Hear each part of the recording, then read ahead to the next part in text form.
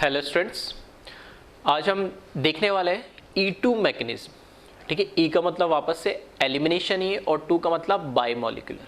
ठीक है, तो E1 और E2, ठीक है, E1 के अंदर हमने पढ़ा था जो ट्रांजिशन स्टेट ऐसे कुछ बनती नहीं है, उसमें 2 स्टेप रिएक्शन होती है और वहाँ पर जो पहला स्टेप होता है जिसमें कार्बोकेटाइन बनता है, लिविंग ग्रुप निकलता है, उसी को हम RDS बोलते हैं। यहाँ पर अब जब बात करें E2, ठीक है, तो E2 के अंदर क्या होता है, सेम रिएक्शन वही है कि जहाँ लिविंग ग्रुप है उसके ऊपर उसको हमने अल्फा कार्बन बोला और उसके पास वाले कार्बन जिस पे हाइड्रोजन उसको मैंने बीटा बोला। बीटा से हाइड्रोजन निकलेगा और अल्फा पे जहाँ लिविंग ग्रुप निकला दोनों निकलेगा बेस की प्रेजेंस में हाई टेम्परेचर पे।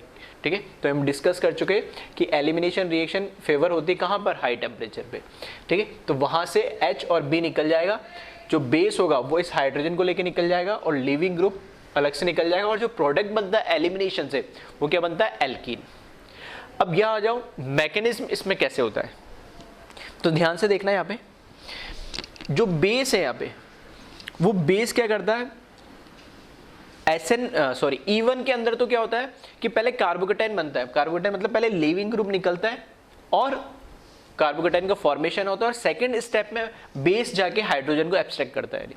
यहाँ पर ठीक है, यहाँ पर जो बेस होता है E1 से कैसे अलग है कि जो बेस होता है E1 में हम बोलते हैं वीक हो या थोड़ा माइल्ड हो, लेकिन E2 के अंदर जो बेस है वो बहुत ही स्ट्रॉन्ग बेस होता है। वो क्या करता है, डायरेक्ट इस हाइड्रोजन को, ठीक है, डायरेक्ट इस हाइड्रोजन को अटैक करता है, इस हाइड्रोजन पे डायरेक्ट ये अटैक करता है। हाइड्रोजन पे जब अटैक करेगा तो बेस के पास लोन पेयर है, हाइड्रोजन वहां से H+ के फॉर्म में निकलेगा। ठीक है, डिप्रोटोनेट होगा ये, और जब ये डिप्रोटोनेट होगा तो यहाँ पर ये जो बॉन्ड पेयर है, ठीक है, ये क्या कैसे, मतलब ये दोनों बॉन्ड कैसे इस कार्बन के पास आ जाएंगे, दोनों इलेक्ट्रॉन आ जाएंगे इस बॉन्ड पेयर के अंदर। तो ये जो दोनों इलेक्ट्रॉन है इसको ये कार्बन के बीच में, ठीक है, शिफ्ट करता है और जैसे शिफ्ट करेगा तो इस कार्बन की वैलेंसी पूरी होने लगती है, तो यहाँ से ये इस लिविंग ग्रुप को निकालने लग जाते हैं। ठीक है, तो यहाँ पे 3 चीज एक साथ होती है। ठीक है, 3 चीज एक साथ कैसे होती है, बेस ने हाइड्रोजन पे अटैक करा, एट द सेम टाइम जैसे अटैक कर रहा है तो यहाँ पे जो ये बॉन्ड पेयर है ये कार्बन कार्बन के बीच में शेयर होने लगता है और जैसे शेयर होगा तो यहाँ से लिविंग ग्रुप को फोर्स मिलेगा। ठीक है, वहां से धक्का देके यहाँ से लिविंग ग्रुप को निकालने की कोशिश करेगा। तो ये एक साथ होते हैं तीनों काम। अब कैसे होते हैं यहाँ देखे, इसको मैंने दिखाया इस तरीके से। ठीक है, डैश डैश का मतलब क्या है कि ये पार्शियली बॉन्ड है, ठीक है, एग्जैक्ट बॉन्ड बना नहीं है। इसका मतलब है कि बेस जब हाइड्रोजन पर अटैक कर रहा होगा, ठीक है, बेस जब हाइड्रोजन पर अटैक कर रहा होगा तो ये दोनों एक दूसरे के बीच में बॉन्ड बन रहा होगा। ठीक है, राइट लगाने का मेरा मतलब है, ठीक है, समझाने के लिए कि ये बॉन्ड बन रहा है। नहीं, ये मैंने बताया कैसे हो रहा होगा, ये हमारी ट्रांजिशन स्टेट बनती है जैसे SN2 के अंदर। ठीक है, जैसे SN2 के अंदर ट्रांजिशन स्टेट होती है वैसे E2 के अंदर भी ट्रांजिशन स्टेट होती है, एक साथ ये काम हो रहा होता है। तो बेस और हाइड्रोजन के बीच में तो बॉन्ड बन रहा होगा, कार्बन और हाइड्रोजन के बीच में बॉन्ड ब्रेक हो रहा होगा, तो मैंने इसको किससे रिप्रेजेंट करा, क्रॉस से। ठीक है, फिर कार्बन और कार्बन ये बॉन्ड को कि यहां जब शिफ्ट होगा तो इन दोनों के बीच में फिर नया बॉन्ड बन रहा होगा, तो यहां पर मैंने इसको डैश से जो दिखाया ये बॉन्ड बन रहा है। फिर कार्बन और लिविंग ग्रुप के बीच में जो बॉन्ड है तो लिविंग ग्रुप ये बॉन्ड पे लेके निकल जाएगा, मतलब ये बॉन्ड जो इन दोनों के बीच में, ये दोनों क्या हो रहा होगा, बॉन्ड वापस से ब्रेक हो रहा होगा, तो मैंने क्रॉस दिखा दिया। मतलब 2 नए बॉन्ड बन रहे हैं, यहाँ पे 2 बॉन्ड ब्रेक हो रहे हैं। नहीं, 2 बॉन्ड नए बॉन्ड किसके बीच में बन रहे हैं, एक तो बेस और हाइड्रोजन के बीच में और एक कार्बन और कार्बन के बीच में। 2 बॉन्ड कौन से ब्रेक हो रहे हैं, एक कार्बन और हाइड्रोजन के बीच में और कार्बन और लिविंग ग्रुप के बीच में। तो ये जो स्टेट है ये कहलाती है हमारी ट्रांजिशन स्टेट, मतलब ये पूरा 2 बॉन्ड बनना और 2 बॉन्ड ब्रेक होना, इस सारा काम एक साथ हो रहा होता है। ठीक है, इसको हम बोलते हैं ट्रांजिशन स्टेट। और ये जो ट्रांजिशन स्टेट है इसको कई सारी बुक्स में या कई लोग इस तरीके से बोलते हैं इंसिपिएंट और बेबी एल्कीन। ठीक है, इंसिपिएंट का मतलब होता है डेवलप नहीं हुई पूरी तरीके से, हम जिसको जैसे बोलते हैं बेबी, पूरा उस तरीके से बॉडी उसका डेवलप नहीं होता है। ठीक है, तो इसको हम बेबी एल्कीन बोलते हैं। एल्कीन क्यों, क्योंकि जो हमें प्रोडक्ट मिलता है वो क्या मिलता है, एल्कीन मिलता है। मतलब ट्रांजिशन स्टेट के अंदर ही एल्कीन की कैरेक्टरिस्टिक आने लग जाती है। तो अभी अब आगे हम कैरेक्टरिस्टिक में भी देखेंगे कि जो ये ट्रांजिशन स्टेट है, ठीक है, ट्रांजिशन स्टेट अगर एक से ज्यादा बनने की पॉसिबिलिटी है तो वो ट्रांजिशन स्टेट बनेगी जो मोर स्टेबल हो गया, और जो मोर स्टेबल ट्रांजिशन स्टेट बनाएगा वही उसके अकॉर्डिंग क्या बनाएगा, ये प्रोडक्ट बनाएगा। ठीक है, तो कैसे बनाएगा उसको हम देखेंगे। तो ये इसका मैकेनिज्म है E2 का, ठीक है, एलिमिनेशन बाय मॉलिक्यूलर, ठीक है, बाय मॉलिक्यूलर क्यों बोला, ठीक है, फिर से हम डिस्कस कर, कैरेक्टरिस्टिक एक बार बता देता हूं फिर लिखा दूंगा। पहला, ठीक है, पहला तो बाय मॉलिक्यूलर इसलिए बोला क्योंकि जो रेट ऑफ रिएक्शन है, अब तुम्हें E1 के अंदर हमने देखा था सिर्फ लिविंग ग्रुप निकलता है, कार्बोकेटाइन बनता है, वही RDS होता है, तो सिर्फ इस सबस्ट्रेट पे हमारी रिएक्शन डिपेंड कर रही थी। लेकिन E2 के अंदर जैसे SN2 में बेस पे डिपेंड कर रही थी, यहाँ पे भी देखना बेस मतलब वहाँ न्यूक्लियोफाइल पे डिपेंड कर रही थी, अभी हम उसको यहाँ पर क्या बोल दे रहे हैं, बेस बोल दे रहे हैं, क्योंकि स्पेसिफिक हाइड्रोजन निकल रहा है। तो बेस साथ के साथ सबस्ट्रेट, ठीक है, दोनों पे हमारी रेट ऑफ रिएक्शन डिपेंड करेगी, दोनों की कंसंट्रेशन पे रेट ऑफ रिएक्शन डिपेंड करेगी। तो rate is equals to K into concentration of substrate और कंसंट्रेशन ऑफ हम क्या बोल सकते हैं, बेस, क्योंकि दोनों पे डिपेंड कर रही है और दोनों की यहाँ पे देख रहा हूं मैं स्टोइचोमेट्रिक कोएफिशिएंट 1 1 है, तो इसका पावर भी 1 आएगी रेट में, इसकी पावर भी 1 आएगी, तो ऑर्डर कितना हो जाएगा 1 + 1 टोटल 2। तो ऑर्डर ऑफ रिएक्शन 2 है, इसलिए हम इसको बायमोलिकुलर बोलते हैं, एलिमिनेशन प्रोसेस हो रहा है तो E2 बोला जाता है इसको, ठीक है। अब सबसे इंपॉर्टेंट बात, ठीक है, अभी तक इस चीज की हमने ना SN1 में जरूरत पड़ी थी, ना SN2 में पड़ी थी, ना E1 में पड़ी थी, लेकिन E2 में बहुत जरूरत है। क्या देखना, हर बार तुम ध्यान से देख रहोगे कि मैं लिविंग ग्रुप को इधर बना देता हूँ और H को इधर बना देता हूँ, बोला ऐसे क्या जरूरत है, कहीं पे भी बना दो, ठीक है, तो वो थोड़ी सी आदत पड़ जाए देखने में, ताकि बाद में जब तुम क्वेश्चंस करो, ठीक है, तो ये दिमाग में क्लिक रहे। E1 में ऐसा कुछ जरूरत नहीं होती, क्योंकि E1 में तो कार्बोकेटाइन बनता है, लेकिन E2 में ध्यान रखना, जो ये लिविंग ग्रुप है, ये लिविंग ग्रुप अल्फा कार्बन पे, जिसको हम बोलते हैं, मतलब जिस कार्बन पे लिविंग ग्रुप है उसको मैंने अल्फा बोला, तो उसके पास वाला जो भी बीटा कार्बन है जिस पे हाइड्रोजन है, ठीक है, उसको हम बोलते हैं बीटा कार्बन, ठीक है, जिस भी पास वाले नेबरिंग कार्बन पे हाइड्रोजन उसको हम बोलते हैं बीटा कार्बन। तो वो बीटा कार्बन पे जो हाइड्रोजन है और ये जो लिविंग ग्रुप है, दोनों एक दूसरे के एंटी मतलब अपोजिट डायरेक्शन में होना चाहिए। अगर लिविंग ग्रुप इधर है तो हाइड्रोजन भी इधर होगा, तो रिएक्शन नहीं होगी। अगर लिविंग ग्रुप इधर नीचे की साइड और हाइड्रोजन भी नीचे से निकल रहा हो तो ये भी रिएक्शन नहीं होगी। अगर लिविंग ग्रुप इधर है और हाइड्रोजन नीचे है, ठीक है, बीटा कार्बन पे, तो रिएक्शन होगी एंटी पोजीशन में होना जरूरी है, या उल्टा कर दूं मैं, लिविंग ग्रुप नीचे तो हाइड्रोजन ऊपर होना जरूरी है।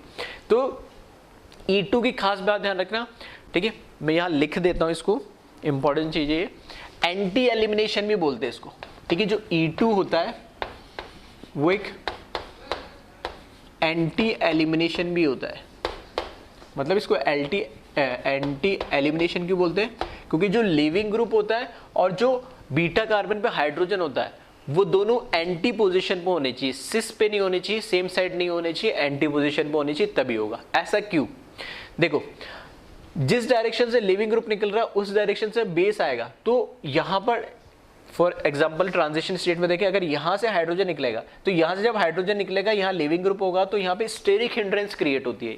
तो जब बेस इस पे, यही से हाइड्रोजन निकलेगा, यही से डबल बॉन्ड बनाएगा, यही से लिविंग ग्रुप निकलेगा, तो ठीक है स्टेरिक हिंड्रेंस होने लगती है, तो रिएक्शन इतनी फेवरेबल नहीं होती है।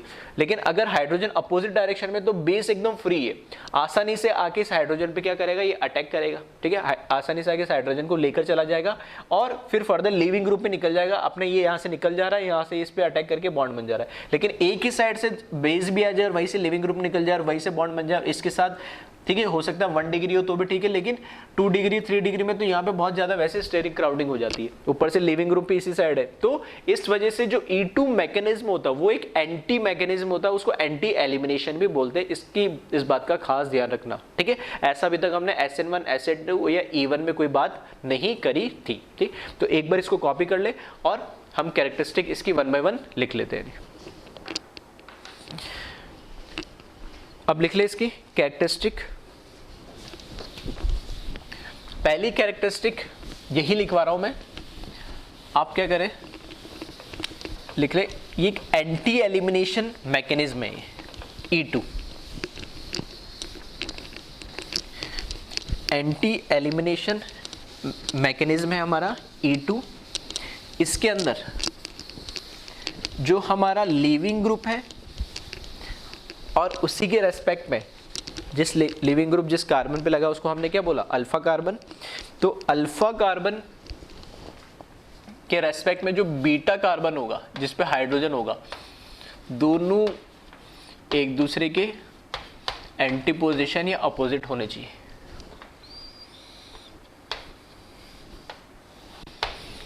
ठीक है। तो फर्स्ट पॉइंट ये लिख रहा हूं मैं,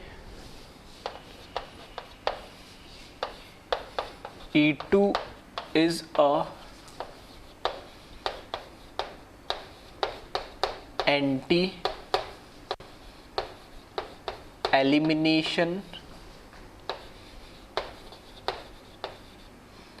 mechanism.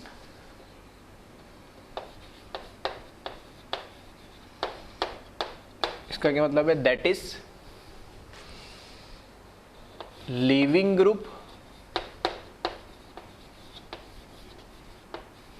that is leaving group and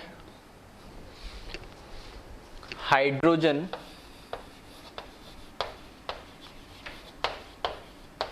at beta carbon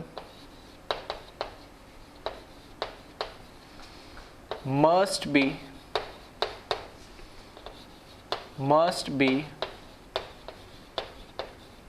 present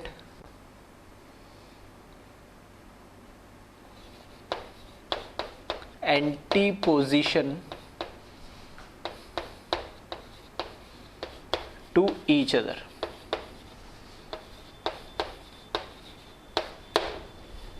ठीक है, इस पे क्वेश्चन भी काफी सारे बनते हैं, स्टीरियो वाले क्वेश्चन भी इस पे अच्छे खासे बनते हैं, इसलिए ध्यान रखना ये एंटी पोजीशन पे होना जरूरी है। ठीक है, अब आ जाए नॉर्मल। फिर से ये क्या है? एक सिंगल स्टेप रिएक्शन है। ठीक है, जैसे SN2 होती है तो ये भी एक क्या है? सिंगल स्टेप रिएक्शन है, जबकि E1 क्या थी? 2 स्टेप रिएक्शन थी, like SN1। Next, rate of reaction. ठीक है, रेट लो एक्सप्रेशन अगर इसका लिखा, ठीक है, तो प्रोपोर्शनलिटी कांस्टेंट पहले ही लगा दिया मैंने। बेस की कंसंट्रेशन पे डिपेंड करेगा और उसकी पावर 1, साथ के साथ सबस्ट्रेट और लिविंग ग्रुप दोनों, ठीक है, उनका जो कॉम्बिनेशन है उस पर भी इसकी कंसंट्रेशन पे डिपेंड करेगा, उसकी पावर भी 1। ये तो रेट लो एक्सप्रेशन हो गया। रेट लो एक्सप्रेशन हो गया तो यहाँ से ऑर्डर ऑफ रिएक्शन की अगर मैं बात करूँ, ठीक है, ऑर्डर ऑफ रिएक्शन, इसकी पावर 1, इसकी पावर 1, जितने भी कंसंट्रेशन टर्म होते हैं रेट लो के अंदर सबको ऐड कर देते तो 1 + 1 तो ये हो जाएगा 2। सेकेंड ऑर्डर रिएक्शन है ये। नेक्स्ट, इसलिए हम इसको क्या बोलते हैं? E2 बोलते, दैट इज E का मतलब तो हो गया एलिमिनेशन और 2 का मतलब हो गया बाइमॉलिक्यूलर, मतलब 2 मॉलिक्यूल पे इसकी रेट डिपेंड करती है। ठीक है, अब इसमें, ठीक है, नेक्स्ट पॉइंट जो हम देखें, ठीक है, नेक्स्ट पॉइंट हम देखें कि इसमें ट्रांजिशन स्टेट बनती, कोई कार्बोकेटाइन नहीं बनता है। अब कार्बोकेटाइन नहीं बनता तो ऑब्वियस सी बात है कि रीअरेंजमेंट ऑफ कार्बोकेटाइन की बात नहीं होगी। एक पॉइंट में फिर से बार बार हर लेक्चर में बोलता हूं जहां भी ये पॉइंट आता है, और फिर बोल रहा हूं और बोलता रहूंगा क्योंकि बच्चों का कंफ्यूजन दूर नहीं होता है।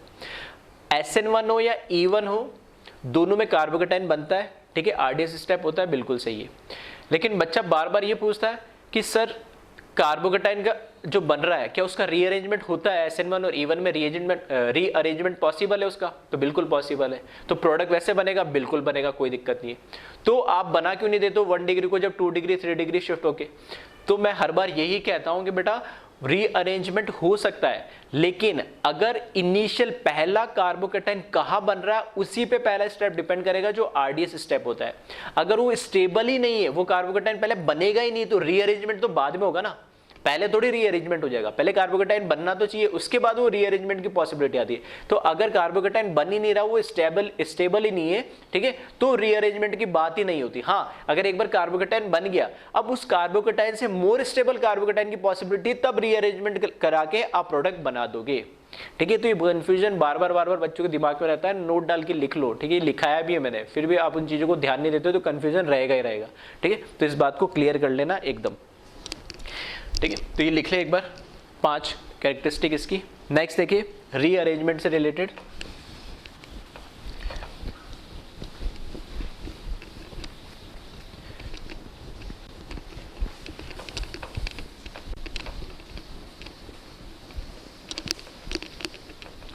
नेक्स्ट जो 6th पॉइंट है, no carbocation formation, hence no rearrangement। ठीक है, hence no rearrangement। अब आ जाओ रेट कैसे कैसे डिपेंड करेगी। ठीक है, तो पहला मैं यहाँ पे ट्रांजिशन स्टेट से रिलेटेड बात कर रहा हूँ। ठीक है, थोड़ा इंपॉर्टेंट पॉइंट है। तो जो रेट है वो प्रोपोर्शनल है स्टेबिलिटी ऑफ ट्रांजिशन स्टेट।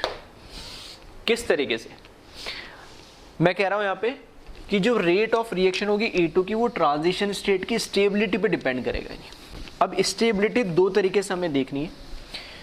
पहली चीज कि जो हमारे पास बेस अटैक कर रहा है हाइड्रोजन को निकालने के लिए, हाइड्रोजन पे जो अटैक कर रहा है वो जहां पे भी जिस भी बीटा कार्बन पर अटैक, ठीक है, तो ऐसा मैंने बोला, हमें पता है कि बीटा कार्बन ऐसा नहीं कि एक ही, E1 में भी हमने देखा एक से ज्यादा बीटा कार्बन हो सकते हैं। ठीक है, नेबरिंग कार्बन हो सकते हैं जिन पर हाइड्रोजन हो, तो वो ऐसा बीटा कार्बन होना चाहिए जहां पर स्टेरिक क्राउडिंग कम हो।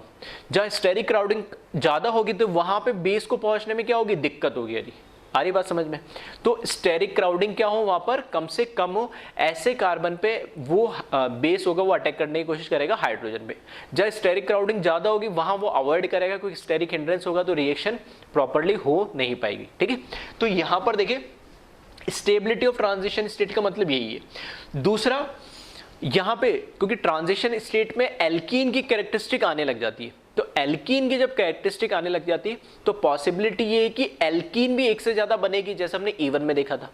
तो वो हमें यार ट्रांजिशन स्टेट में फील देने लगता है, मतलब बेबी एल्कीन बनने लगता है। नहीं, ठीक है, तो वो जो एल्कीन की कैरेक्टरिस्टिक आने लग जाती है तो हम वही एल्कीन बनाएंगे जो स्टेबल भी हो। तो कौन सा फैक्टर को डोमिनेट करे, तो डोमिनेट इसमें ये करता है स्टेरिक हिंड्रेंस वाला, क्योंकि बेस का अटैक होना तो जरूरी है, क्योंकि दोनों काम एक साथ हो रहे कि बेस अटैक करे और लिविंग ग्रुप निकल जाए। तो वो तभी निकलेगा जब हाइड्रोजन वहां से निकलेगा, उस पर बेस आके अटैक करेगा। तो अटैक तभी हो पाएगा जब कार्बन के ऊपर, ठीक है, कार्बन के ऊपर जिस भी बीटा कार्बन के ऊपर हाइड्रोजन है वहां पर स्टेरिक हिंड्रेंस क्या हो, कम से कम हो। ठीक है, तो एक बार इसको एग्जांपल से भी देख लेते हैं। ठीक है, साथ के साथ वैसे तो मैं क्वेश्चन में बता ही देता, लेकिन यहाँ पे इसको थोड़ा एग्जांपल से देख लेते तो और ज्यादा क्लियर हो जाता नहीं। ठीक है, तो एक एग्जांपल देखिए इसका, CH3 Cl CH3 इसकी रिएक्शन करा दी मैंने बेस के साथ एट हाई टेम्परेचर। ठीक है, तो यहां पे जो हमारा क्लोरीन है वो क्या है, लिविंग ग्रुप है। ठीक है, तो अब मैं इसकी बना रहा हूं ट्रांजिशन स्टेट। ट्रांजिशन स्टेट में देखना यहां पर हमारे पास ये अल्फा कार्बन है, ये बीटा कार्बन है जिसके पास हाइड्रोजन है, और ये भी बीटा कार्बन है जिसके पास हाइड्रोजन है। ठीक है, तो दो पॉसिबिलिटी है कि बेस इस हाइड्रोजन पे भी अटैक कर सकता है और इस हाइड्रोजन पे, तो मैं दोनों ट्रांजिशन स्टेट बना देना हूं अभी। ठीक है, तो पहले ट्रांजिशन स्टेट देखें जिसमें बेस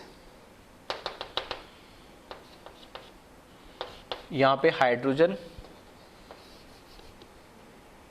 सॉरी यहां पर CH2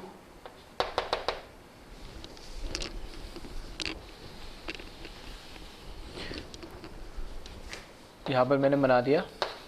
ठीक है, दोनों ट्रांजिशन स्टेट में एक साथ बना रहा हूं, तो इसको थोड़ा सा देख लेना ध्यान से। CH2 फिर हो जाएगा हमारे पास CH, यहाँ आ जाएगा Cl,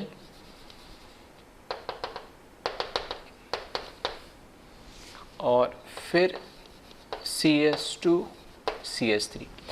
इस वाले बीटा हाइड्रोजन पे मैंने क्या करा है, इस बेस का अटैक करा दिया। इस तरीके से मैंने ट्रांजिशन स्टेट बनाई है, प्लस दूसरी ट्रांजिशन स्टेट जो मैं बना रहा हूं इस वाले कार्बन पे। ठीक है, तो इसको देखना CH3 CH, यहाँ पे Cl,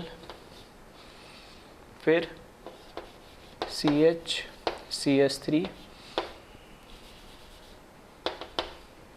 यहाँ पे हाइड्रोजन और यहाँ पे बेस। अब की बार इस वाले हाइड्रोजन से मैंने क्या करा है, बेस के रिएक्शन कराइए, तो बेस के बीच में बॉन्ड बनेगा, ये बॉन्ड टूटेगा, यहाँ पे बॉन्ड बनेगा, ठीक है, सेम का म्यूर। तो दो तरीके ट्रांजिशन स्टेट पॉसिबल है जो मैं आपको बता रहा था।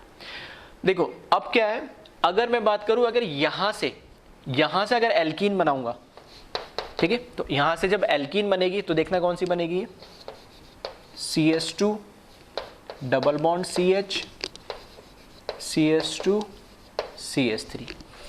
यहां से जब एल्कीन बनाओगे तो ये बनेगी CH3 CH double bond CH CH3। ये दो तरह के प्रोडक्ट बनने की पॉसिबिलिटी है दो ट्रांजिशन स्टेट से। यदि अब अगर मैं प्रोडक्ट पॉइंट ऑफ व्यू से देखूं, ठीक है, अगर मैं प्रोडक्ट पॉइंट ऑफ व्यू से देखूं तो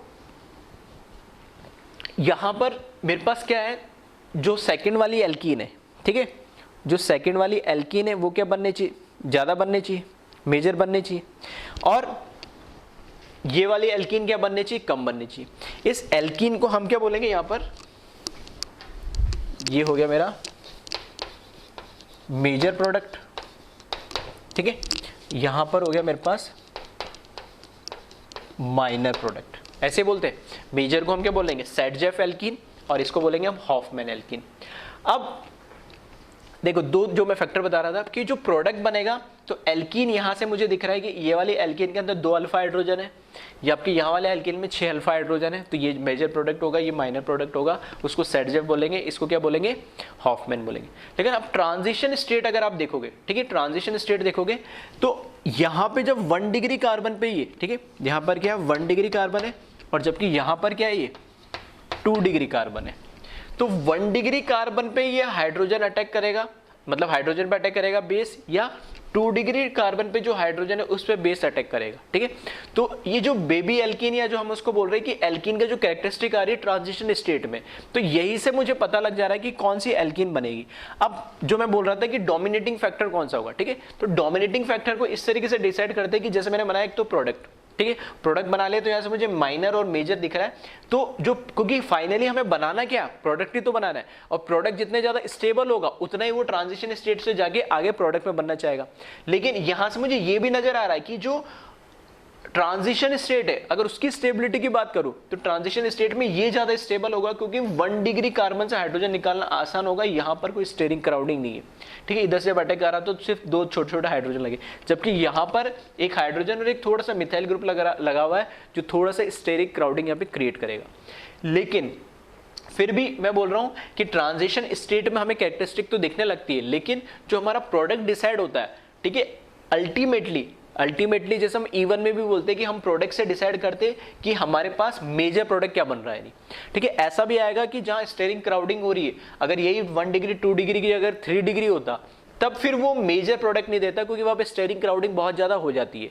तो जैसे हमने SN1 और SN2 में कंपेयर करा था, वैसे E1 और E2 में कंपेयर करेंगे। E1 मैं SN1 SN2 E1 E2 चारों को एक साथ कंपेयर करके बताऊंगा कि कहां पर कौन से सबस्ट्रेट पे कौन से रिएक्शन होना चाहती है और कौन से नहीं होना चाहती है, तो वहां थोड़ा और क्लियर होगा, नहीं, ठीक है।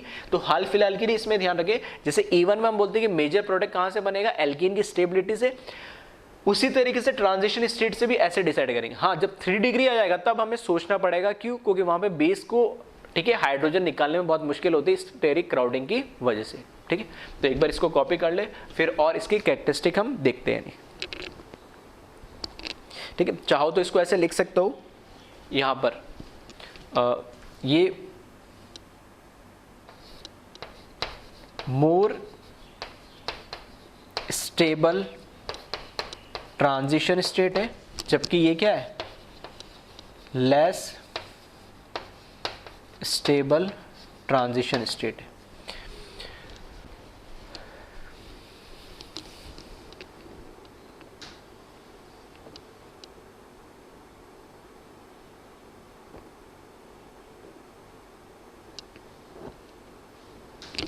ठीक है, थोड़ा सा मैंने इसको गलत लिख दिया, ठीक है, थोड़ा सा स्टेरिक क्राउडिंग वाला तो फैक्टर आ ही रहा है इसके अंदर, ठीक है, लेकिन मैं जो पॉइंट बोल रहा था मैंने, ठीक है, शायद उसी को उल्टा बोल दिया।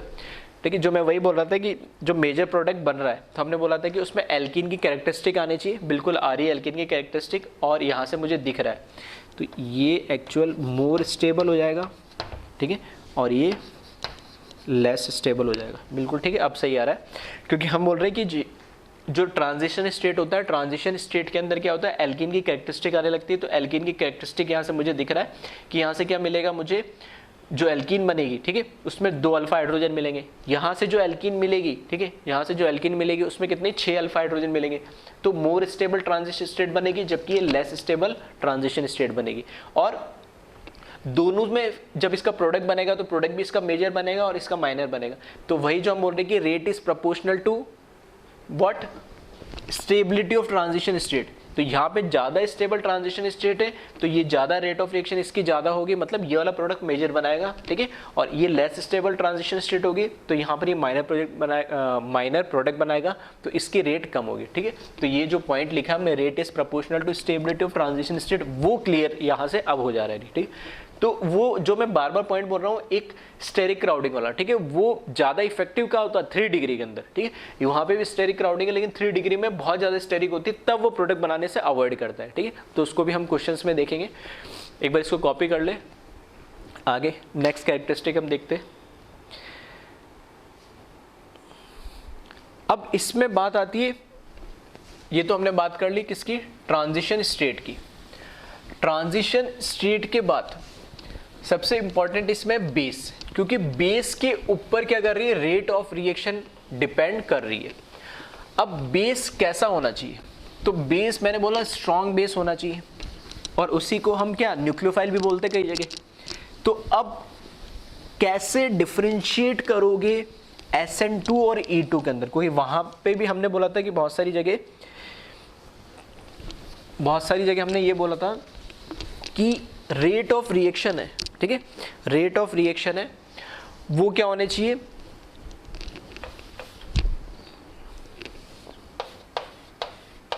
वहां हमने बोला था कि न्यूक्लियोफाइल की कंसंट्रेशन और स्ट्रेंथ दोनों पे डिपेंड करता है। इसी तरीके से हमें बेस की स्ट्रेंथ और कंसंट्रेशन दोनों पे डिपेंड करेगा, रेट लॉ से मुझे पता लग रहा है।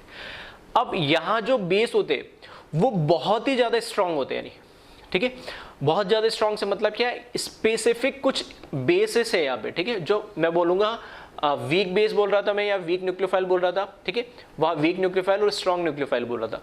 तो मैं उनको, वो हमें पता है कि लोन पेयर न्यूट्रल वाले के पास भी होता है, और किसके पास, जिनके पास चार्ज पार्टिकल होता है उनके पास भी लोन पेयर होता है। तो दोनों बेस जैसे काम कर सकते हैं, ठीक है। तो अब मैं एलिमिनेशन में उनको बेस बोल रहा हूँ क्योंकि हमने बेस लेकर न्यूक्लियोफाइल नहीं बोल रहा। अब कंफ्यूजन होता है कि SN2 होगी या E2 होगी, तो मैं स्पेसिफाई फिर बार बार बोल रहा हूं कि SN2 के हमने जो बोले थे स्ट्रॉन्ग बेस जिन पे चार्ज पार्टिकल होता है, तो उनसे भी ज्यादा बहुत मैं इनको नाम दूंगा वेरी स्ट्रॉन्ग बेस, ठीक है। वेरी स्ट्रॉन्ग बेस अगर हमें दे रखे तो वो E2 मतलब एलिमिनेशन को फेवर करेगा, सब्स्टिट्यूशन को फेवर नहीं करेगा। और ये स्पेसिफिक बेसिस है 4-5, एटलीस्ट इनको आप ध्यान रखें ताकि कंफ्यूजन कम हो, क्योंकि जब SN1 SN2 E1 E2 चारों आप पढ़ लोगे, ठीक है, फिर कंफ्यूजन आना शुरू हो जाएगा कि किस बेस के प्रेजेंस में, किस सॉल्वेंट के प्रेजेंस में क्या होगा। तो E2 का तो सबसे सिंपल तरीका है कि इसके 4-5 तरह के स्ट्रॉन्ग बेसिस है, बहुत वेरी स्ट्रॉन्ग बेस, ठीक है, स्ट्रॉन्ग भी नहीं बोलूंगा, वेरी स्ट्रॉन्ग बेस, उनके प्रेजेंस में ये क्या देगा, हमेशा E2 ही देगा, ठीक है। तो वो कौन कौन से बेसिस है उसको हम देख लेते हैं। तो पहले तो मैं लिख देता हूं, rate is depend upon concentration and strength of base, ठीक है। और ये कैसे है, डायरेक्टली प्रोपोर्शनल होगा, rate is proportional to concentration and strength of base. अब ये बेसिस कौन कौन से, तो पहला लिखे एल्कोहलिक, ठीक है, पहला जो बेस है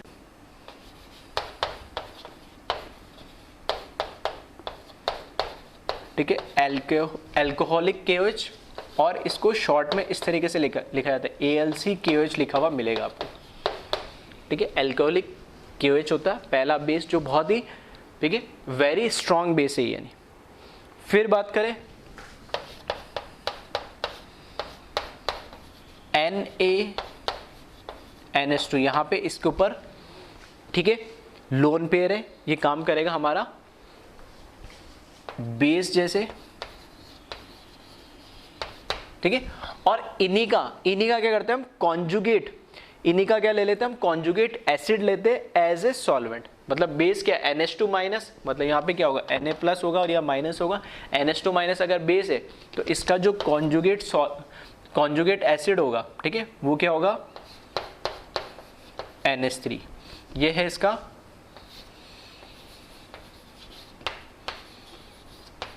कॉन्जुगेट एसिड लेना है एज अ सॉल्वेंट,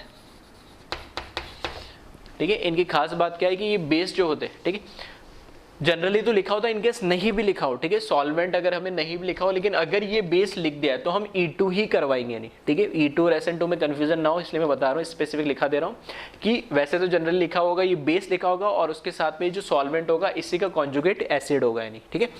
अगर कॉन्जुगेट एसिड नहीं दे रखा, सिर्फ ये बेस दे रखा है, ठीक है, तो भी हम E2 कराएंगे अगर वहां पे कंडीशंस, ठीक है, अगर वहां पे पॉसिबिलिटी SN2 और E2 में से हमें डिसाइड करने की हो। फिर आ जाओ नेक्स्ट, जो स्ट्रॉन्ग बेस है, ठीक है, वो है RO माइनस Na+, ठीक है, ये भी सॉल्ट है और इसका ये कैसा हो गया, बेस हो गया ये, और यहां पर ROH इसका कॉन्जुगेट एसिड हो गया एज सॉल्वेंट, ठीक है। फिर आ जाओ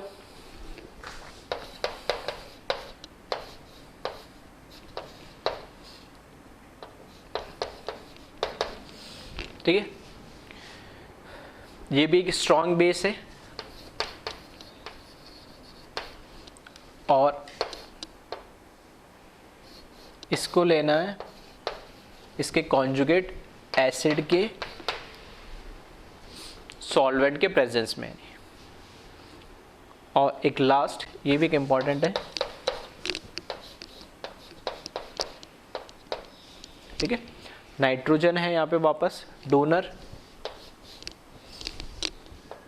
इस तरीके से, और इस पे चार्ज आ जाएगा नेगेटिव, ठीक है, 2 बॉन्ड है 3, ठीक है, एक लोन पेयर आ जाएगा इस पे नहीं। अब ठीक है, तो एक एक्स्ट्रा इलेक्ट्रॉन आ गया, उसकी वजह से इस पे क्या आ जाएगा, एक लोन पेयर आ जाएगा। इस पे नेगेटिव चार्ज है, उस नेगेटिव चार्ज को बैलेंस करने के लिए, ठीक है, यहाँ लिख लो, यहाँ लिख लो, या इधर ही लिख देता हूँ, ठीक है, लिथियम प्लस होता है इसके साथ चार्ज, ठीक है। तो ये सारे कैसे सॉल्ट है, यानी यहाँ पे भी दिख रहा है सॉल्ट है, वहाँ पे भी K plus OH minus type है, Na प्लस NH2 माइनस इसमें बेस है, यहाँ OH माइनस है, या RO माइनस है, यहाँ पे ये 3 डिग्री से O लगा, ये माइनस है, यहाँ पे नाइट्रोजन पे, ठीक है, नेगेटिव चार्ज आ गया, उसकी वजह से ये यहाँ पर वापस बेस होगा, ठीक है। ये क्या है, स्ट्रॉन्ग बेस है, इसका नाम है, ठीक है। इसमें सॉल्वेंट की वैसे ज़रूरत पड़ती नहीं है, ठीक है, ये मैंने एक आइडिया दे दिया क्योंकि कई बुक्स में कन्फ्यूज़न होता है कि ऐसे करके स्लैश करके ऑब्लिक NH3 दे देंगे, तो एक्चुअल जो दे रखा है वो आगे उसका कॉन्जुगेट एसिड का सॉल्वेंट दे रखा है, ठीक है। तो अगर ये लिखा हुआ है तब तो वेल एंड गुड है, अगर नहीं भी लिखे हुए सॉल्वेंट तो ये बेसिस भी लिखे हुए तो कोई दिक्कत नहीं है, नहीं, ठीक है। इसका जो नाम है, ठीक है, इसका नाम ध्यान रखना, इसको बोलते हैं LDA, lithium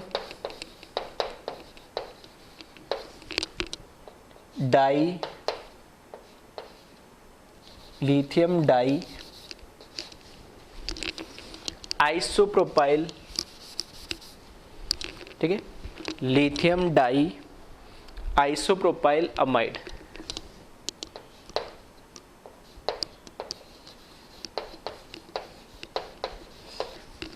lithium diisopropyl amide, ठीक है, LDA लिखा हुआ होगा शॉर्ट में कई जगह, तो इसको इनको ध्यान रखना है। ये सारे जो मैंने लिखे, ठीक है, लिख रहा हूं मैं बड़ा बड़ा, वेरी स्ट्रॉन्ग बेस है। ठीक है, मैं एक थोड़ा कैटेगराइज करा था इनिशियली वैसे ही कि जो जनरली न्यूट्रल हमारे पास जो सॉल्वेंट है, या हम उनको बेस भी बोलते हैं कई जगह जहाँ उसकी ज़रूरत होती है, तो न्यूट्रल वालों को हम जनरली बोलते हैं वीक, और जिन पे चार्ज है उनको हम बोलते हैं स्ट्रॉन्ग। तो वहाँ से हमने SN1 और SN2 में हम उनको डिफ्रेंशिएट करने के लिए यूज़ करते थे।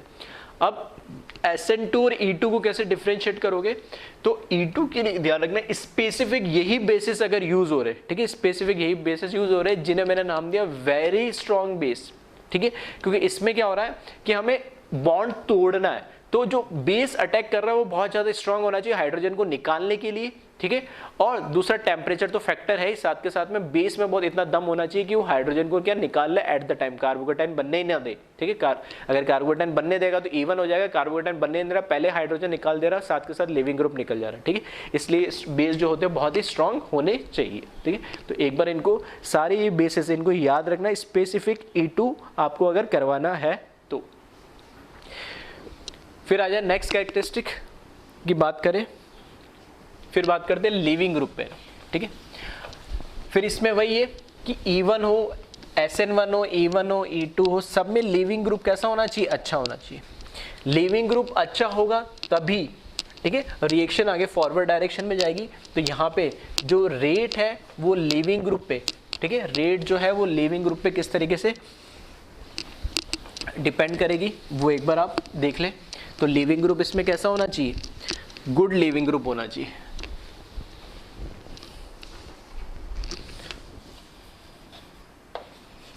तो rate is proportional to living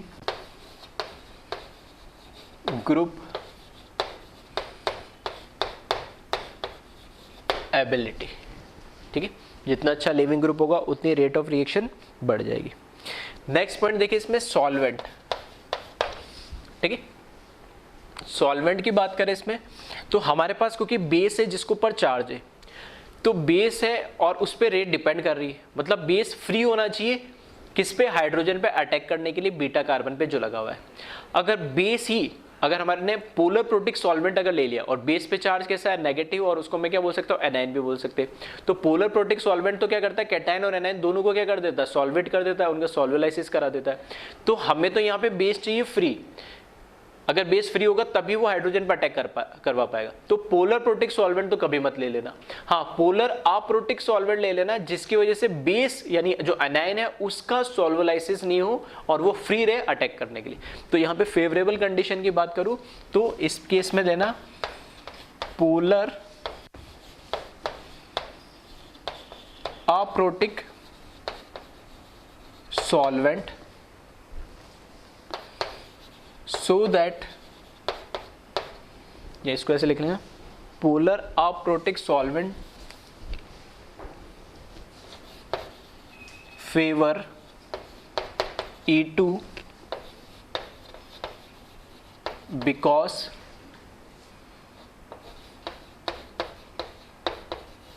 solvolysis of base does not occur.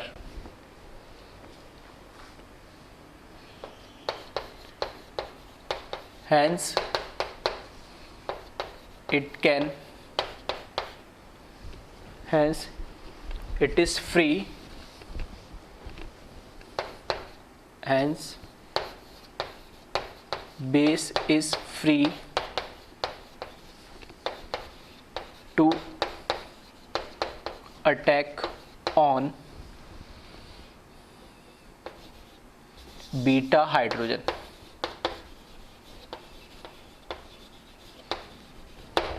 ठीक है, तो ध्यान रखना सॉल्वेंट इसमें कैसा होना चाहिए, पोलर अप्रोटिक सॉल्वेंट होना चाहिए जैसे SN2 के अंदर होता है।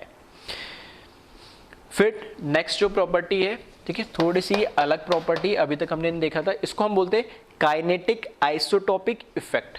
ठीक है, इसको हम बोलते हैं काइनेटिक आइसोटोपिक इफेक्ट। ये इफेक्ट क्या होता है? Kinetic isotopic effect. आइसोटोपिक का मतलब तो समझ में आ गया कि आइसोटोप्स की बात हो रही, काइनेटिक मतलब रेट की बात हो रही, तो इसका इफेक्ट क्या है? आइसोटोप्स होने से रेट पे कैसे डिपेंड कर रहा है? तो अगर मैं कह रहा हूं इस तरीके हमारे पास, अगर मैंने दे दिया यहाँ पे CH3 CHCl और CH3 और एक मैंने दे दिया CD3 CHCD3 और Cl, तो इसमें रेट ऑफ रिएक्शन किसकी ज़्यादा होगी वो आपको बताना है। नहीं, ठीक है, रेट ऑफ रिएक्शन किसकी ज़्यादा होगी तो आपको बताना है। तो यहाँ से हमें पता है कि ये तो क्या है, अल्फा कार्बन है, बीटा कोई सा भी ले लो, दोनों बीटा है। यहाँ पे ये अल्फा कार्बन है, ये क्या है, बीटा है। तो यहाँ से जब मुझे क्या करना होगा, यहाँ से मुझे क्या करना होगा, जब E2 एलिमिनेशन कराना होगा, ठीक है, E2 एलिमिनेशन कराना होगा, तो मुझे इस केस में यहाँ से तो क्या निकालना होगा, हाइड्रोजन निकालना होगा, और इस केस में यहाँ से क्या निकालना होगा, डी ड्यूटेरियम निकालना होगा। ठीक है, तो अब क्लोरीन निकलने के लिए सेम एनर्जी, ये बॉन्ड तो बनेगा यहाँ से। अब जो मेन टास्क हो गया, वो क्या हो गया कि एक जगह मुझे निकालना है हाइड्रोजन और एक जगह मुझे क्या निकालना है, ड्यूटेरियम। तो हाइड्रोजन और ड्यूटेरियम दोनों पे बेस अगर मैं सेम ले रहा हूँ, सेम अटैक कर रहा है, तो कौन सा बॉन्ड पहले ब्रेक होगा? नहीं, क्योंकि यहाँ पर वही चीज़ है कि जब यहाँ पे बेस आएगा, ठीक है, बेस आएगा तो ये किस पर अटैक करेगा, हाइड्रोजन पे, और हाइड्रोजन पर अटैक करेगा तो ये बॉन्ड ब्रेक होकर किस में, इस डबल बॉन्ड में कन्वर्ट होता है, तब लीविंग ग्रुप निकलेगा। सेम यहाँ जब बेस आएगा तो वो क्या करेगा, इस ड्यूटेरियम पर अटैक करेगा, ये बॉन्ड इधर डबल में कन्वर्ट होगा और ये लिविंग ग्रुप इस तरीके से निकल जाएगा। तो अब सारा लिविंग ग्रुप सेम है, ठीक है, ये भी 2 डिग्री, ये भी 2 डिग्री, कोई दिक्कत नहीं है। ठीक है, 1 डिग्री कार्बन पे, मतलब 1 डिग्री कार्बन पे अटैक हो रहा है, इधर भी 1 डिग्री कार्बन पे अटैक हो रहा है, तो स्टेरिक हिंड्रेंस भी सेम है। हाँ, अब यहाँ पे जो बेस अटैक कर रहा है, एक जगह हाइड्रोजन पे कर रहा है, एक ड्यूटेरियम पे कर रहा है, तो सारा जो चेंज आ रहा है, डिफरेंस कहाँ आ रहा है, कार्बन और इस H और कार्बन और D के बॉन्ड के बीच में। अगर जो बॉन्ड, ठीक है, आई थिंक कई बच्चों को समझ में आ गया होगा मैं क्या कहना चाह रहा हूँ, कि ये बॉन्ड जितना जल्दी ब्रेक होगा उतनी ही रेट ऑफ रिएक्शन तो क्या जाएगी, फॉरवर्ड डायरेक्शन में जाएगी। क्यों? क्योंकि यहाँ पे यही तो बॉन्ड किस में कन्वर्ट हो रहा है, डबल में, और जैसे डबल में कन्वर्ट होने लगेगा तो इसको फोर्स करेगा लिविंग ग्रुप को निकलने के लिए। तो यहाँ पर हमें पता है क्योंकि कार्बन हाइड्रोजन और कार्बन ड्यूटेरियम में से, ठीक है, CH बॉन्ड ज्यादा वीक होता है, तो बॉन्ड वीक है तो ये जल्दी ब्रेक हो जाएगा, तो ये रिएक्शन फॉरवर्ड डायरेक्शन में जल्दी जाएगी, जबकि बॉन्ड स्ट्रांग होता है। तो अगर मैं रेट ऑफ रिएक्शन की अगर बात करता दोनों में, तो रेट ऑफ रिएक्शन इसकी ज्यादा होती। क्यों ज्यादा होती? क्योंकि जो बॉन्ड स्ट्रेंथ बोल दूं या बॉन्ड एनर्जी बोल दूं, ठीक है, बॉन्ड स्ट्रेंथ या बॉन्ड एनर्जी की बात करें तो जो CH है, कार्बन हाइड्रोजन का बॉन्ड है, और कार्बन ड्यूटेरियम का जो बॉन्ड है, उसमें से कार्बन ड्यूटेरियम का जो बॉन्ड है वो स्ट्रांग है, तो उस वजह से ये बॉन्ड लेट ब्रेक होगा, ठीक है, टाइम लगेगा, और ये जल्दी ब्रेक हो जाएगा, तो रेट ऑफ रिएक्शन इसकी फास्ट हो जाएगी। तो इसको हम बोलते हैं काइनेटिक आइसोटोपिक इफेक्ट। ठीक है, तो इस तरह के क्वेश्चन भी आपको देखने को मिल जाएंगे। और लास्ट एक पॉइंट लिख लेना, जो हमें पता ही है, अगर एलिमिनेशन कराना है तो कहां पर होगा, हाई टेम्परेचर। ठीक है, तो ये एक और पॉइंट है जहां से हम E2 और SN2 में डिफरेंशिएट करते हैं। तो ये सारी कैरेक्टरिस्टिक हमने इसकी ऑलमोस्ट देख ली है। ठीक है, अब इन कैरेक्टरिस्टिक के बेसिस पे क्वेश्चंस हम एक बार प्रैक्टिस कर लेंगे।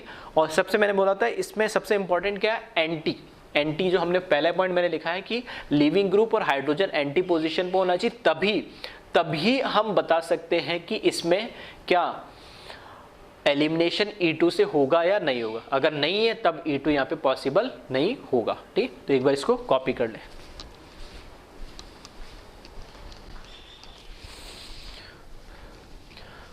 अब देख लेते हैं इस पे कुछ क्वेश्चंस। ठीक है, तो क्वेश्चन लिख दिया हमने, right the product of the reaction. अब क्वेश्चन देखना है तो इसमें बस स्पेसिफिक जो मैं बता रहा था स्टीरियो केमिस्ट्री, ठीक है, थोड़ी सी उसका ध्यान रखना। स्टीरियो केमिस्ट्री से मेरा क्या मतलब है कि हमें पता लग गया कि यहाँ पे सिर्फ एल्कोहलिक केओएच दे रखा है। ठीक है, या फिर इधर मैं लिख देता हूं Na H2 दे दिया और साथ में ठीक है सिंबल बना दिया हीट का, मतलब हाई टेम्परेचर। तो हीट होते ही ये तो पता लग गया मुझे क्या होगा, एलिमिनेशन होगा। कई बार ये सिंबल नहीं भी दिखे तो भी ध्यान रखना, अगर ये बेसिस अगर आपको दे रखे तो बहुत ही वेरी स्ट्रॉन्ग बेस होते और बाय डिफॉल्ट आपको E2 एलिमिनेशन ही कराना है। ठीक है, अब यहां बात करते हैं हम, ये मेरा है Cl लीविंग ग्रुप। ठीक है, तो लीविंग ग्रुप की लीविंग ग्रुप जिस पे लगा हुआ तो उसको मैं बोलता हूं अल्फा कार्बन। ठीक है, तो ये हो गया अल्फा कार्बन। अब यहाँ पे ये भी बीटा कार्बन है और ये भी बीटा कार्बन। ठीक है, नेबरिंग कार्बन क्या कहलाते हैं, बीटा, तो 2 बीटा कार्बन है। अब क्योंकि हाइड्रोजन यहां पर भी है और हाइड्रोजन यहां पर भी, दोनों बीटा कार्बन पे हाइड्रोजन है, तो कौन सा हाइड्रोजन, क्या 2 प्रोडक्ट पॉसिबल है यहाँ पे। ठीक है, तो देखना अगर ये जिस फॉर्म में दे रखा है तो इसको मैं क्या मान सकता हूँ, ये नीचे मान सकता हूँ, ये अबाव। ठीक है, ये प्लेन के नीचे, प्लेन के ऊपर, प्लेन के नीचे, प्लेन के ऊपर। तो ये प्लेन के नीचे तो ये क्या होगा, प्लेन के ऊपर, और ये प्लेन के नीचे और ये भी प्लेन के नीचे। ठीक है, तो ये दोनों क्या होंगे, एक दूसरे से सिस होंगे, तो ये हाइड्रोजन एलिमिनेट नहीं होगा। कौन सा होगा, ये वाला हाइड्रोजन होगा। ये दोनों क्या एक दूसरे के एंटी पोजीशन पे, यानी आ रही बात समझ में मैं क्या कहना चाह रहा था, एंटी वाला फैक्टर कितना इंपॉर्टेंट है E2 के अंदर। ठीक है, एंटी पोजीशन पे होंगे तभी ये रिएक्शन हो पाएगी। ठीक है, तो यहाँ पर ये हाइड्रोजन बीटा के ऊपर हाइड्रोजन है, लेकिन फिर भी यहाँ से कोई प्रोडक्ट नहीं मिलेगा। ठीक है, माइनर मेजर की बात ही खत्म होगी, ये एलिमिनेट ही नहीं होगा तो मेजर माइनर तो कहाँ से बनेगा नहीं। ठीक है, तो यहाँ पे जो प्रोडक्ट बनेगा, यहां से क्लोरीन निकलेगा, यहां से हाइड्रोजन निकलेगा, तो इधर क्या आ जाएगा, डबल बॉन्ड आ जाएगा, ये CH3 और यहां पर ये CH3 और H एज इट इज रहेगा। ठीक है, यहां आ जा। अब देखना वेज डैश में दे रखा है, ये क्या हो गया, इसको मैं लिख देता हूं अल्फा, ये भी बीटा है और ये भी बीटा है, 2 बीटा कार्बन है वापस यहाँ पे। तो बीटा है तो क्लोरीन किस पे दे रखा है, वेज पे दे रखा है, तो मुझे हाइड्रोजन कहां चाहिए होगा, अपोजिट होने के लिए डैश पे। तो देखना इधर डैश पे हाइड्रोजन है क्या, यहां पे हाइड्रोजन है डैश पे, इधर वेज पे ऑलरेडी हाइड्रोजन दे रहेगा, लेकिन जो नहीं दे रहेगा वो भी तो क्या है, हाइड्रोजन ही तो होगा। तो यहां पर भी डैश पे भी क्या होगा, हाइड्रोजन होगा नहीं। ठीक है, तो ये वाला हाइड्रोजन भी एलिमिनेट हो सकता है और ये वाला हाइड्रोजन भी एलिमिनेट हो सकता है, मतलब 2 प्रोडक्ट यहां से बन सकते हैं। तो देखें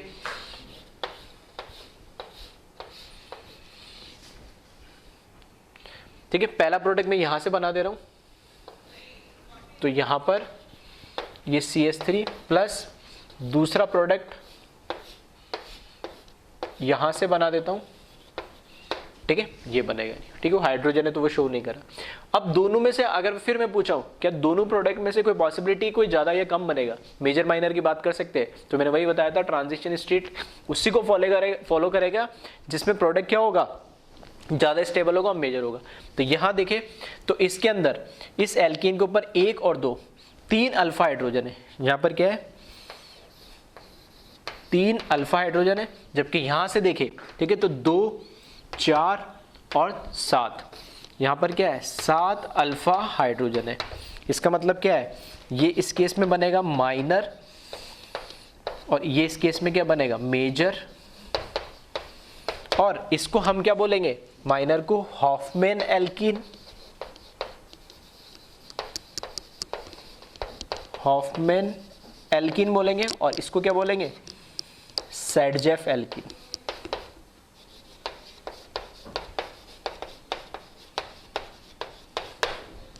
ठीक है, तो एक बार इसको कॉपी कर ले और इस बात का ध्यान रखना एंटी पोजीशन पे ही हाइड्रोजन होना चाहिए लिविंग ग्रुप की, यानी तभी ये E2 पॉसिबल है। ठीक है, नेक्स्ट क्वेश्चन देखिए,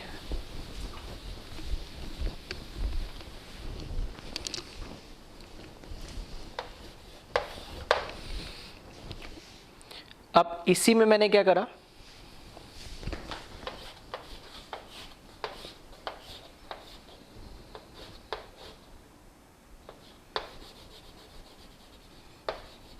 यहां पर तो लगा है CH3।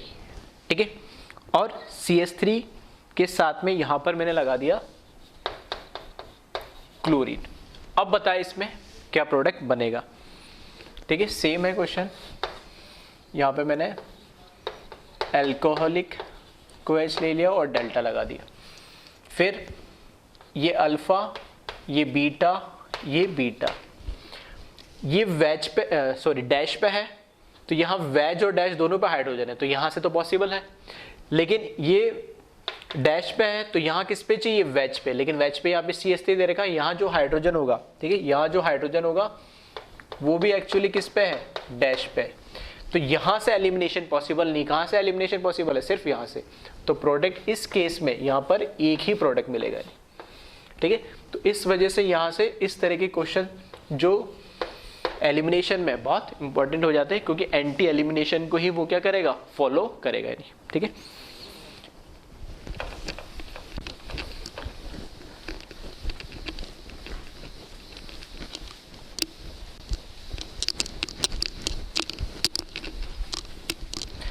नेक्स्ट देखिए इसमें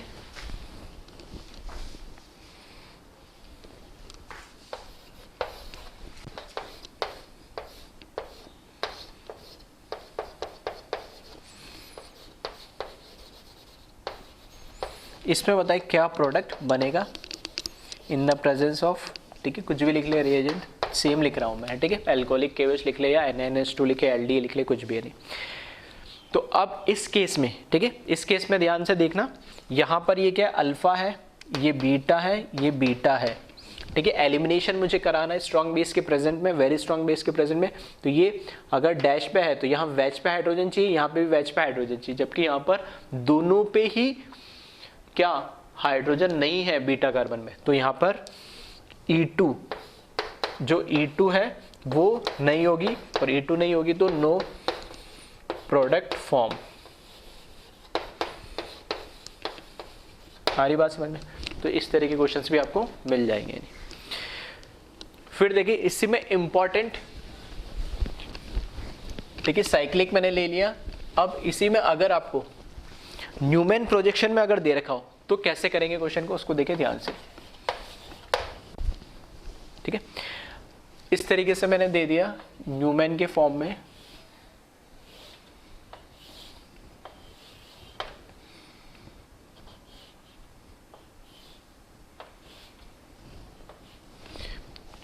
ठीक है। एक्लिप्स फॉर्म दे रखा है यहाँ पे, तो एक्लिप्स फॉर्म में ऊपर दे दिया CH3, यहाँ पे भी CH3, ठीक है। लेफ्ट में दोनों साइड H और H, और यहाँ पर ये दे दिया D ड्यूटेरियम और ये Cl। इसकी रिएक्शन वापस हमने करा दी है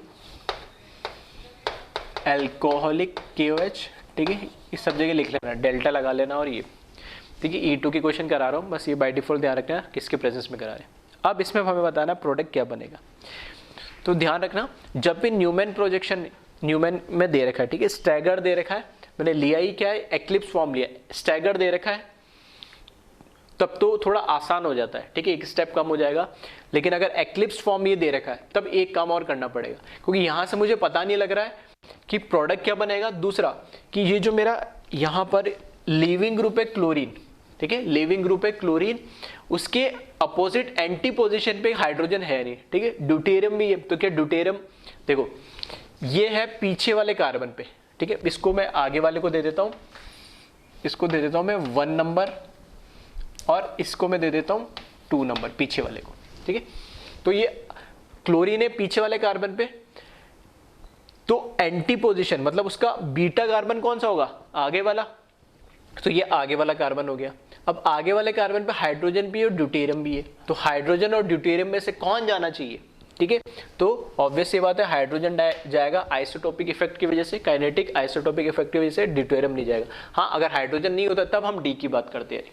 तो अब ये क्लोरीन और हाइड्रोजन दोनों एंटी पोजीशन पे होनी चाहिए, दिखने चाहिए, जो अभी मुझे दिख नहीं रहे हैं, ठीक है। तो उसको दिखने के लिए मैं क्या कर रहा हूँ, इस एक्लिप्स फॉर्म को स्टैगर्ड में कन्वर्ट कर रहा हूँ। अब कैसे कन्वर्ट करूंगा देखना, ऐसे नहीं कहीं भी घुमा देना, या तो इस क्लोरीन को रखो नीचे या इस क्लोरीन को रखो ऊपर, कैसे भी घुमा लो उससे कोई फर्क नहीं पड़ता, क्योंकि ये इस फॉर्म में दे रखा है जिसमें ऊपर मुंह है, तो मैं इस क्लोरीन को भी क्या कर रहा हूँ ऊपर, मतलब जो पीछे वाला कार्बन है, जो जिसको मैंने नाम दिया 2 नंबर, उसको मैं क्या करूंगा इस तरीके से एंटी रोटेशन, ठीक है, एंटी क्लॉकवाइज रोटेट करूंगा मैं, एंटी क्लॉकवाइज रोटेट करूंगा, क्लोरीन को क्या ले जाऊंगा ऊपर। जब मैं क्लोरीन को देखना, इस क्लोरीन को एंटी क्लॉकवाइज रोटेट करके ले जाऊंगा तो जो रिमेनिंग जो इसके बॉन्ड है, ठीक है, रिमेनिंग बॉन्ड कौन सा, ये हाइड्रोजन और CH3, ये घूम के इस तरीके से आ जाएंगे। तो CH3 इधर आ जाएगा और H इधर आ जाएगा। यदि आ रही बात समझ में। अब क्लोरीन जब इधर ऊपर आ जाएगा तो उसके एंटी पोजीशन में मुझे ये हाइड्रोजन चाहिए, तो एंटी मतलब इस बिल्कुल अपोजिट इधर नीचे। कैसे भी कर सकते हो, अगर तुमने क्लोरीन को नीचे ले गया तो हाइड्रोजन को ऊपर ले जाओ, या क्लोरीन को ऊपर ले गया तो हाइड्रोजन, कैसे भी ले जाओ कोई फर्क नहीं पड़ता, बस रोटेट तुम्हें कराना है। रोटेट कराते समय ध्यान रखना बाकी बॉन्ड कैसे घूम रहे। अब अगर मैंने क्लोरीन ऊपर ले गया तो अब हाइड्रोजन नीचे ले आना है, तो देखना फ्रंट 1 वाला कार्बन है उसको इस तरीके से रोटेट करना है कि हाइड्रोजन इधर आ जाए, ठीक है। ऐसे तो घुमा के नहीं लाओगे पूरा, छोटा ही काम करोगे ना। तो इसको भी क्या करो, एंटी क्लॉकवाइज घुमा, हाइड्रोजन इधर आएगा तो D इधर आ जाएगा और मिथाइल ग्रुप इधर आ जाएगा, ठीक है। तो एक बार वापस से वीडियो को रिवाइंड करके सुन लेना मैंने क्या बोला, और ये वापस में बना भी दे रहा हूं तो उससे क्लियर हो जाएगा, ठीक है। तो अब मैं इस एक्लिप्स फॉर्म से स्टैगर्ड फॉर्म बना रहा हूं। तो स्टैगर्ड फॉर्म में मैंने जैसे बोला वैसे बना देता हूं। क्लोरीन ऊपर ले जाऊंगा, ठीक है, क्लोरीन ऊपर ले जाऊंगा और हाइड्रोजन नीचे ले जाऊंगा, ठीक है। तो इसको उसी फॉर्म में बना लेते जैसे मैंने बोला ताकि कंफ्यूजन ना हो। तो क्लोरीन मेरे को ऊपर ले जाना है, और ये क्योंकि पीछे वाले कार्बन पे, तो मैंने पीछे वाला कार्बन बना दिया, ठीक है, 2 नंबर वाला कार्बन बना दिया। और कैसे घुमा रहा हूं, एंटी क्लॉकवाइज, ठीक है। तो यहां पर आ जाएगा क्लोरीन, क्लोरीन को जब मैं घुमाऊंगा, ठीक है, एंटी क्लॉकवाइज घुमाऊंगा तो इधर आ जाएगा CH3 और इधर आ जाएगा हमारे पास H, ठीक है। 2 नंबर कार्बन जो पीछे वाला कार्बन है उसको मैंने एंटी क्लॉकवाइज घुमाया, चाहते तो क्लॉकवाइज भी घुमा सकते थे, वो तुम्हारी इच्छा है, कोई फर्क नहीं पड़ता है, सेम रिजल्ट मिलेगा। तो मैं अल्टीमेटली मेरे को क्लोरीन को कहाँ ले आना था, इधर, तो यहाँ से छोटा बढ़ रहा था इधर घुमा दिया, ऐसे भी घुमाओगे तो भी कोई फर्क नहीं पड़ना है। CH3 इधर आएगा, H इधर आएगा। अब जो फ्रंट वाला कार्बन है 1, उसमें मेरे को हाइड्रोजन, ठीक है, क्योंकि एक ही हाइड्रोजन, ये हाइड्रोजन तो पीछे वाला है, इस हाइड्रोजन को घुमाना है इस तरीके से कि हाइड्रोजन इस क्लोरीन के बिल्कुल एंटी, मतलब इधर नीचे आ जाए नहीं। अब ऑब्वियस ही बात है, यहां से यहां लाना है मेरे को, तो एंटी घुमाऊंगा, ऐसे क्लॉकवाइज घुमा के उल्टा थोड़ी लाऊंगा, चाहो तो कर लेना, तुम्हारी इच्छा है, उससे रिजल्ट सेम ही मिलेगा, कोई फर्क नहीं पड़ना। तो जब मैं इसको ऐसे घुमाऊंगा, ठीक है, तो देखना ये 1 वाला कार्बन है, फ्रंट वाला कार्बन, हाइड्रोजन आ जाएगा नीचे। जब हाइड्रोजन एंटी क्लॉकवाइज मैंने घुमाया, ठीक है, 1 वाले कार्बन को जो मैंने ऐसे घुमाया तो CH3 इधर आ जाएगा, ठीक है, और इसका D इधर चला जाएगा, ठीक है, ये बन जाएगा। वापस से फ्रंट वाले कार्बन को मैंने क्या नाम दिया, 1 नाम दिया, और बैक वाले को क्या नाम दिया, D, ठीक है, सॉरी D क्या, 2। अब मेरे को क्या ये दिख गया, यहाँ पे दोनों क्या आ गए, दोनों एंटी पोजीशन पे आ गई। अब यहां से एलिमिनेशन हो सकता है, बिल्कुल पॉसिबल है। अब देखना इसका जो प्रोडक्ट बनेगा तो जो 1 कार्बन ये इस तरीके से, ये ठीक है, एक कार्बन जैसे ये फ्रंट वाला कार्बन है, इसमें हाइड्रोजन नीचे, इधर हाइड्रोजन नीचे, पीछे वाले कार्बन पे क्लोरीन नीचे। जब ये क्लोरीन यहां से निकल जाएगा और हाइड्रोजन पे बेस अटैक करके निकल जाएगा तो इन दोनों के बीच में तो डबल बॉन्ड आएगा इस तरीके से, ठीक है। तो 1 और 2 के बीच में मेरे को डबल बॉन्ड बनाना है। तो देखना कार्बन, सिंगल बॉन्ड कार्बन, और मैंने इसको क्या नाम दे दिया, जो फ्रंट वाला है इसको इधर दिखा दिया 1 और पीछे वाले को इधर दिखा दिया 2। इससे कोई फर्क नहीं पड़ना है, ठीक है। इससे वैसे मैंने कन्वर्जन सिखाया भी था, और वैसे कोई फर्क नहीं पड़ना, इसको 1 लो या इसको 2 लो, आपका मन करे तो इसको 1 ले लेना, इसको 2 ले लेना, बस उस 1 पे कौन से उसके रिमेनिंग वैलेंसी वो सही लगानी है, उससे कोई फर्क नहीं पड़ना, रिजल्ट पे आंसर सेम आएगा। इसको मैंने ले लिया 1, इसको ले लिया 2, और 1 और 2 के बीच में क्लोरीन और हाइड्रोजन, ठीक है, क्लोरीन और हाइड्रोजन जाएगा, ठीक है, दोनों अपोजिट कार्बन पे से एंटी पोजीशन पे आ गए तो डबल बॉन्ड आ जाएगा। अब देखना 1 इसको माना मैंने, ठीक है, ये उल्टा लिख दूं थोड़ा दिखने में आसान होगा, इसको मैंने मान लिया, ठीक है, कोई फर्क उससे कोई नहीं पड़ना, फिर बोल रहा हूं मैं, बस आपको एज इट इज जैसे बना है वैसे दिखे, तो उसके लिए देखना जो फ्रंट वाला कार्बन है उसको मैंने ऊपर वाला कार्बन मान लिया 1, जो बैक वाला कार्बन है उसको मैंने मान लिया ये नीचे वाला कार्बन 2, दोनों बीच में डबल बॉन्ड आ जाएगा, ठीक है। 1 के ऊपर क्या लगा हुआ, CH3 और D, तो यहां पर मैंने क्या करा, राइट में D दिख रहा है और लेफ्ट में क्या दिख रहा है, CH3, ये बना दिया। बैक वाले कार्बन पे देखना, इधर CH3 लेफ्ट में, राइट में क्या H, तो यहां मैंने लगा दिया CH3 और यहां पर क्या लगा दिया H। क्या बन गया, ये सिस फॉर्म बनेगा। तो यहां से सिस और ट्रांस फॉर्म आपको दिखने लगेगा, तो ठीक है, तो न्यूमैन फॉर्म में अगर दे रखा है, ठीक है, तो आपको इस तरीके से रोटेट करना है कि जो लीविंग ग्रुप है कार्बन के ऊपर, उसका जो दूसरा बीटा कार्बन है उस पे हाइड्रोजन जो लगा है वो क्लोरीन के अपोजिट आना चाहिए, ठीक है। तो ये क्या बन रहा है इसका सिस है ना ये, तो ये इसका क्या बन रहा है, मिथाइल मिथाइल एक साइड आगे, तो ये सिस फॉर्म बन रहा है, ठीक है। तो इस तरीके से आपको कन्वर्ट करना है न्यूमैन फॉर्म को। देखो मैं जो कह रहा था, अगर ये स्टैगर्ड फॉर्म पहले ही तुम्हें दे रखा है, ठीक है, तो स्टैगर्ड दे रखा होगा तो उसमें थोड़ा आसान होता है देखने में क्या, हमें ये नहीं कह रहा कि इसके अपोजिट ही हमेशा हाइड्रोजन देगा, ये हो सकता था हाइड्रोजन इधर दे रखा होता, ठीक है, मतलब इसको इस तरीके से रोटेट कर देता तो CH3 इधर आता, D इधर, बस आपको एक ही या दोनों क्लोरीन इधर दे रखा होता है तो देखने में थोड़ा आसान होता है। तो क्लोरीन इधर दे रखा होता है इस केस में, किसमें, पीछे वाले कार्बन पे, और हाइड्रोजन यहाँ दे रखा होता है, तो भी रोटेट तो उसको भी करना था, बस देखने में यहाँ थोड़ा सा आसान होता है। नहीं, यहाँ से एक दूसरे के बिल्कुल पीछे होते हैं तो देखने में थोड़ा सा मुश्किल होता है। तो अगर स्टैगर्ड फॉर्म में भी क्वेश्चन दे रखा है तो उसमें भी आपको रोटेट करके क्लोरीन और हाइड्रोजन को अपोजिट लेकर आना है।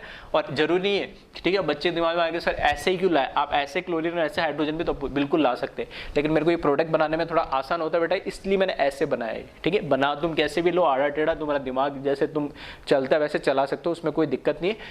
जितना सिंप्लीफाई हो सके, देखने में प्रोडक्ट आसान हो सके और मुझे समझ में आए, इसलिए मैंने ऐसे अपोजिट रखा। ऐसे भी अपोजिट रख सकते थे, ऐसे भी अपोजिट रख सकते थे, कोई फर्क नहीं पड़ना है, ठीक है। कंडीशन ध्यान रखना, एंटी पोजीशन पर होना चाहिए। इसी तरीके से, ठीक है, तो मैं स्टैगर्ड का अलग से क्वेश्चन नहीं बता रहा हूँ, इसलिए मैंने ट्रांजिशन से बता दिया। अगर हमें सोहॉर्स के फॉर्म में दे रखा हो, ठीक है, तो इसको भी देख ले एक बार। अगर ऐसा हमें दे रखा है, ठीक है, तो इसमें दे रखा है HPH, फिर यहाँ पे Cl और यहाँ पे PH और यहाँ पे CH3, सही है। इसके रिएक्शन वापस वही एल्कोहलिक KOH या NaS2 के प्रेजेंस में हीट कर दो इसको, और क्या प्रोडक्ट बनेगा। अब देखना यहाँ पर क्या है, क्लोरीन है, तो ये मेरा कैसा हो गया, अल्फा कार्बन, तो इस बगल वाला ये क्या होगा, बीटा कार्बन, ये भी बीटा कार्बन है, ठीक है, ये भी बीटा कार्बन है।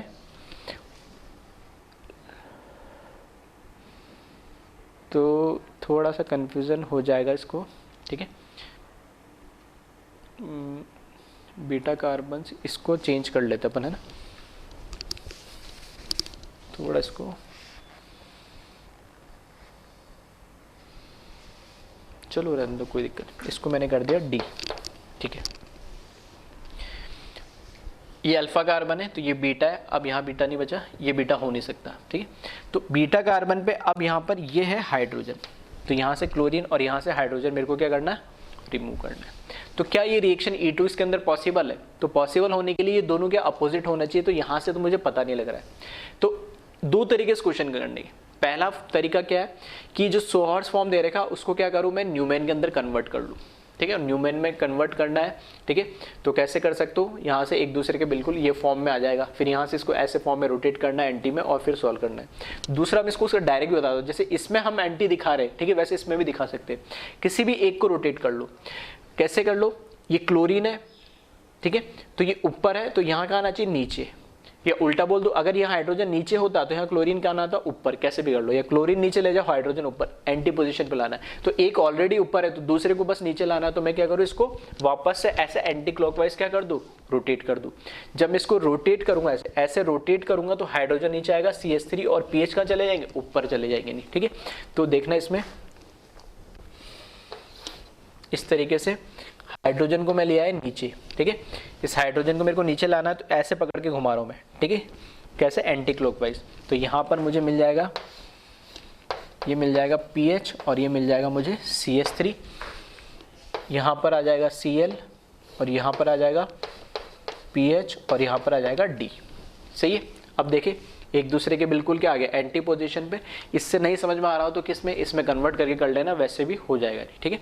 और यहाँ से जब प्रोडक्ट बनाओगे, ठीक है, यहाँ से जब प्रोडक्ट बनाओगे तो कैसे भी दे दो, इसको मैंने 1 कार्बन दिया नाम, इसको दिया 2 कार्बन, तो कार्बन और कार्बन दोनों के बीच में क्या आ जाएगा, डबल बॉन्ड। कार्बन और कार्बन के बीच में डबल बॉन्ड आ जाएगा। जो 1 कार्बन है, ठीक है, इसको अगर मैंने 1 दिया, इसको 2 दिया, तो 1 कार्बन पे देखना CH3 और PH, तो यहाँ पे CH3 और PH आ जाएंगे, और 2 कार्बन पे यहाँ पे PH और यहाँ पर क्या आ जाएगा, D आ जाएगा। ठीक है, फिर से बोल रहा हूँ, यहाँ से अगर नहीं समझ में आ रहा है, ठीक है, तो न्यूमैन में कन्वर्ट कर लेना, और CH3 PH और PHD, तो ये कैसा हो गया, इस बार ट्रांसफॉर्म हो गया। ठीक है, ऐसे भी आप कर सकते हो। नहीं क्या करा मैंने, दोनों को मेरे को एंटी पोजीशन पे लाना, ऐसे नहीं हर बार जबरदस्ती लाना है, देख लेना आ भी रहा है नहीं आ रहा है, रिएक्शन होगी भी या नहीं होगी। ठीक है, तो मैं तो वही करवा रहा हूँ जिसमें पॉसिबल है कन्वर्जन हो सके।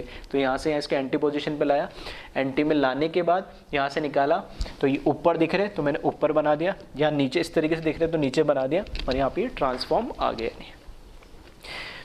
इसी तरीके से जो हमारे पास 6 मेंबर साइक्लोहेक्सेन रिंग होती है, ठीक है, 6 मेंबर साइक्लोहेक्सेन रिंग होती है, उस पर भी क्वेश्चन पूछ लिया जाता है चेयर फॉर्म पे। तो चेयर फॉर्म में भी देख ले, अगर हमें दे रखा है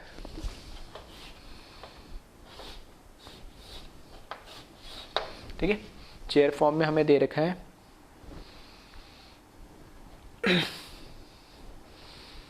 यहाँ पर दे दिया है CH3, यहाँ पर दे दिया है CH3, ठीक है, फिर यहाँ पर दे दिया है H, यहाँ पे दे दिया है Cl, ठीक है, फिर यहाँ पर दे दिया है CH3 और यहाँ पे दे दिया है H। इसमें बताया प्रोडक्ट क्या बनेगा, ठीक है, और रिएक्शन मैंने करा दिए NaNH2 के साथ हीटिंग। अब देख ले यहाँ पे लीविंग ग्रुप है मेरे पास, ये क्लोरीन, तो ये हो गया मेरे पास अल्फा कार्बन, तो ये भी बीटा कार्बन होगा, और इसके पास वाला ये भी बीटा कार्बन होगा। इस बीटा कार्बन पे कोई मेरे पास हाइड्रोजन नहीं है, तो यहाँ तो एलिमिनेशन पॉसिबल नहीं है। यहाँ बीटा कार्बन पे हाइड्रोजन है। अब मुझे देखना ये एंटी पोजीशन पे है या नहीं, तो मैं पहले भी बता चुका हूँ। और ध्यान रखना इसको, नेबरिंग, ठीक है, चेयर फॉर्म में नेबरिंग जो कार्बन है, नेबरिंग कार्बन पे अगर दोनों क्या है एक्सियल पोजीशन पे तो वो ट्रांस है, या दोनों इक्वेटोरियल पोजीशन पे तो भी ट्रांस है।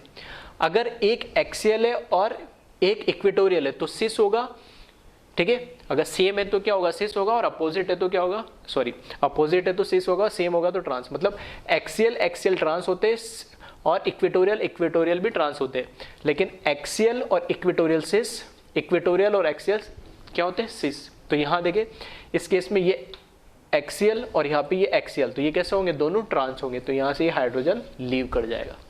अब जो इसका प्रोडक्ट बनता है उसको इस फॉर्म में बनाने की जरूरत नहीं होती। अब मेरे को पता है 6 मेंबर रहेंगे, तो मैंने बता दिया 6 मेंबर रिंग, ठीक है। और ऑप्शन में भी तुम्हें ऐसे देखने को मिलेगा, कहीं पे भी जैसे तुमने क्या करा, Cl हटाया फॉर एग्जाम्पल, नहीं आता तो 1 2 3 नंबरिंग करके कर लेना। मैंने क्या करा, यहाँ पे डबल बॉन्ड लगा दिया, जहां डबल बॉन्ड लगाया वहां एक जगह क्या लगा हुआ है, CH3, तो यहाँ मैंने क्या करा, CH3 लगा दिया ये वाला। अब यहाँ से काउंट करना 1 2 3, मतलब 1 2 3, यहाँ 2 मिथाइल लगे हुए, तो यहाँ 2 मिथाइल ग्रुप लगा दी। इस तरीके से प्रोडक्ट बना देना है इसका, ठीक है। ऐसा एक क्वेश्चन और देता हूँ, वीडियो पॉज करके उसको आप खुद से ट्राई करना।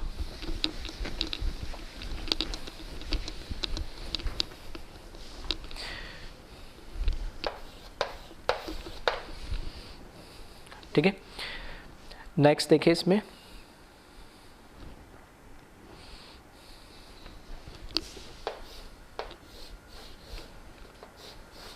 इसका प्रोडक्ट बनाया, इसमें मैंने दे दिया है यहाँ पर CH3, यहाँ पर PH, ठीक है, और यहाँ पर CH3 और यहाँ पर H और यहाँ पर Br, सही है। आप बताएं इसका प्रोडक्ट क्या बनेगा, सेम, ठीक है, NaNH2 और हीट के प्रेजेंस में।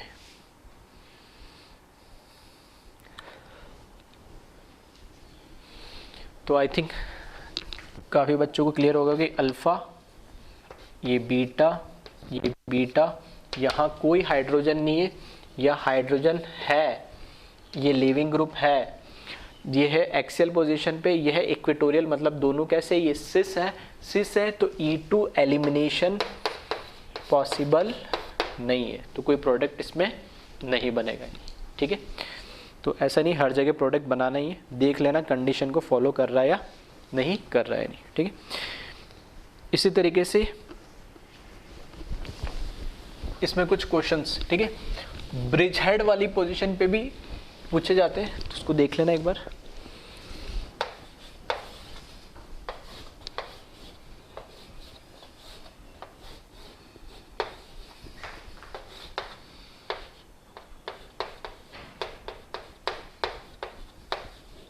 ठीक है, इसमें हमें बताना है क्या प्रोडक्ट बनेगा या नहीं, ठीक है। तो थोड़ा सा दिमाग लगाए, सोचे कि क्या प्रोडक्ट बनेगा।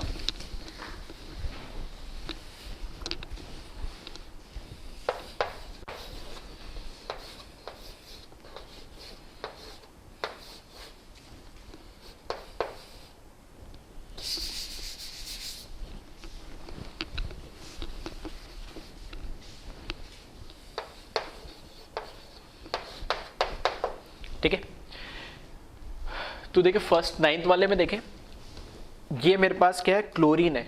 क्लोरीन क्या है, इस कार्बन पे लगा तो ये अल्फा हो जाएगा, यहाँ पे ये भी बीटा है, यहाँ पे ये भी बीटा है, सही है। अब एलिमिनेशन में जो ट्रांजिशन स्टेट बनेगी, ठीक है, एलिमिनेशन में जो ट्रांजिशन स्टेट बनेगी, तो जो ये हमारा लीविंग ग्रुप लगा हुआ है, ठीक है, जो लीविंग ग्रुप लगा हुआ है वो कहाँ लगा हुआ है, ब्रिज हेड कार्बन पे, ठीक है, ये कहलाते हैं ब्रिज हेड कार्बन, ठीक है। तो ये कहलाते हैं ब्रिज हेड कार्बन। यहां से, ठीक है, यहां से जो हमारे पास क्लोरीन निकलेगा, ठीक है, तो ध्यान रखना जब क्लोरीन ब्रिज हेड कार्बन से निकलेगा तो इस केस में क्या ये प्रोडक्ट पॉसिबल है, ठीक है। अगर मैं मान लेता हूं एक बार के लिए मैंने प्रोडक्ट बना दिया इसके, ठीक है, थोड़ा सा और इजी हो जाएगा समझने के लिए, कहीं से भी निकाल दो, यहां से, तो यहां क्या आना चाहिए, डबल बॉन्ड आना चाहिए ऐसा, और जैसे डबल बॉन्ड आएगा तो ये वाला जो कार्बन है ये कैसा बन गया, अब sp2 बन गया, ठीक है, sp2 बन जाएगा, और ठीक है sp2 बन जाएगा। तो क्या ये पॉसिबल है कि ये sp2 हो जाए, देखो यहाँ पे 4 वैलेंसी थी तो ये तो निकल गया, कोई दिक्कत नहीं है, ठीक है। अब ये सॉरी ये तो हाँ ठीक है ना, हाँ, तो यहाँ से जैसे क्लोरीन निकलेगा तो यहाँ पर 4 बॉन्ड तो आ गया, लेकिन ये sp2 बन जाएगा, भले यहाँ से हाइड्रोजन निकाल दो। अब ये sp2 कभी हो सकता है या कभी नहीं हो सकता है, क्यों, क्योंकि ये यहाँ पर ये जो बॉन्ड है, ये और ये बॉन्ड तो क्या होंगे प्लेन के अंदर, और ये जो ब्रिज वाला है ये कहाँ होगा, प्लेन के ऊपर या नीचे होगा, तो एक प्लेन में होना चाहिए अगर sp2 है, तो ये पॉसिबल ही नहीं है। तो इस केस में यहाँ पे कोई प्रोडक्ट, मतलब ये प्रोडक्ट नहीं बनेगा, नहीं, ठीक है, यहाँ पे जो E2 है वो पॉसिबल नहीं है, ठीक है। तो रीजन प्रोडक्ट से थोड़ा अच्छे से समझ में आएगा, इसलिए मैंने प्रोडक्ट बना के दिखाया कि जैसे ही यहाँ पे एलिमिनेशन होगा तो एल्कीन बनना है, एल्कीन बनना है या तो इधर बनेगा या इधर बनेगा, एल्कीन बनते ही यहाँ पर ये वाला जो ब्रिज हेड कार्बन है वो क्या हो जाएगा, एल्कीन, मतलब कैसा होगा हाइब्रिडाइजेशन, sp2 और sp2 है तो कैसा होना चाहिए, प्लेनर, और प्लेनर कभी हो नहीं सकता, तो इसमें कोई प्रोडक्ट नहीं बनेगा। इस केस में देखें ये यहाँ पर मेरे पास क्या है, अल्फा, ये बीटा, यहाँ पर ये बीटा, यहाँ पे हाइड्रोजन अवेलेबल है, लेकिन वापस से अगर मैं यहाँ से प्रोडक्ट बनाऊंगा तो ये sp2 होगा, तो यहाँ से प्रोडक्ट नहीं बनेगा, एक ही प्रोडक्ट बनेगा, ठीक है। तो 2 प्रोडक्ट मत बना देना, इसमें जो प्रोडक्ट बनेगा वो ये एक प्रोडक्ट बनेगा, ठीक है। तो इस तरीके से, ठीक है, हर टाइप के क्वेश्चंस मैंने कराने की कोशिश करी है, तो एक बार इसको ध्यान से देख ले, कैरेक्टरिस्टिक को ध्यान से देख लेना, और सबसे इंपॉर्टेंस आज के जो क्वेश्चंस थे वो स्पेशली, ठीक है, एलिमिनेशन जो हो रहा है वो एंटी पोजीशन पे होगा तभी होगा, ठीक है। तो उसमें न्यूमैन ले लिया मैंने, ठीक है, सोहर्स ले लिया, उसके बाद ठीक है, यहाँ से चाहो तो फिशर पे भी एक क्वेश्चन कर सकते हैं, ठीक है। एक लास्ट क्वेश्चन और कर लेते, फिशर प्रोजेक्शन पे मैंने नहीं करवाया आई थिंक, तो फिशर पे भी एक क्वेश्चन लास्ट और कर लेते, तो देख ले जल्दी से, ठीक है। फिर ब्रिज हेड मैंने कवर कर लिया, ठीक है, वेस्ट डैश वाले मैंने कवर कर लिए, चेयर फॉर्म वाले कर ही लिए। तो एक लास्ट क्वेश्चन और देख ले, फिशर में अगर दे रखा हो, ठीक है, फिशर के अंदर हमें दे रखा हो तो CH3 Cl PH HH और यहाँ पर